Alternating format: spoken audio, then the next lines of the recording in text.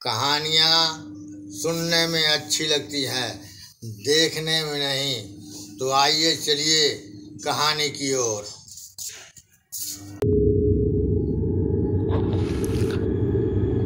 Red file. आज की कहानी है टीपू सुल्तान, शेर मैसूर। प्रोड्यूसर डायरेक्टर शाहिद परदेसी, एडिटर शेख अल्तमस। कहानी सुनने में अच्छी लिखती है, कहानी सुनने में अच्छा लगता है, देखने में नहीं। रेड फाइल का 24वां एपिसोड अपने मरहूम बीवी सैफुन्निसा के नाम। तो ले ये चलते हैं कहानी की ओर। तो चलिए शुरू करते हैं। क्या आप बता सकते हैं कि दुनिया में सबसे पहले मिसाइल किस देश ने बनाया था? चलिए यह जानने के लिए चलते हैं आगे की ओर। Missile man APJ Abdul Kalam, जो अपना खर्च चलाने के लिए पेपर वेंडिंग किया करते थे। इससे उनको ये फ़ायदा होता था, पेपर का न्यूज़ भी पढ़ लेते और पैसा भी कमा लेते। और शुरू से जुनून था अपने देश के लिए कुछ करने के लिए। APJ अब्दुल कलाम ने मिसाइल बनाने के प्रयास में लगे थे। वो इंदिरा गांधी का समय था जब भारत सरकार ने उन्हें नासा में ट्रेनिंग के लिए भेजा। एक दिन की बात है जब वो लेबोरेटरी में काम कर रहे थे, वहीं उसी हाल में दीवार पर एक पेंटिंग्स लगी हुई थी। APJ अब्दुल कलाम ने पेंटिंग्स देखा। वो 1822 का पेंटिंग था। उसमें एक जंग हो रहा था और मिसाइल का भी प्रयोग हो रहा था।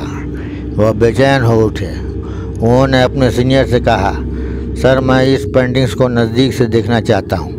सीनियर ने ऑर्डर दिया। APJ अब्दुल कलाम टेबल पर चढ़ गए और ये देखा।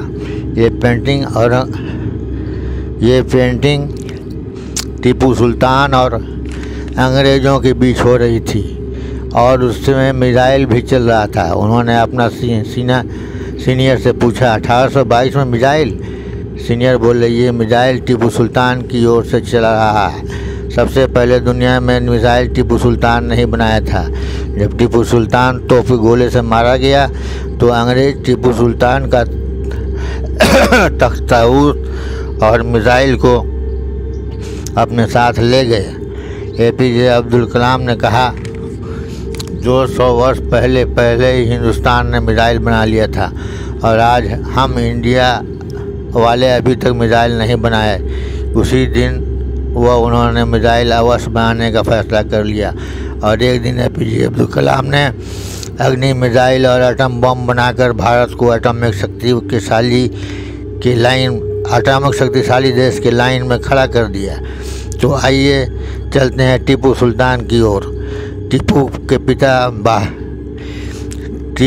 पिता हैदर अली बहुत जंगजू थे। उनकी पहली पत्नी से उन्हें एक लड़की थी। उनकी पहली पत्नी अक्सर बीमार रहा करती थी।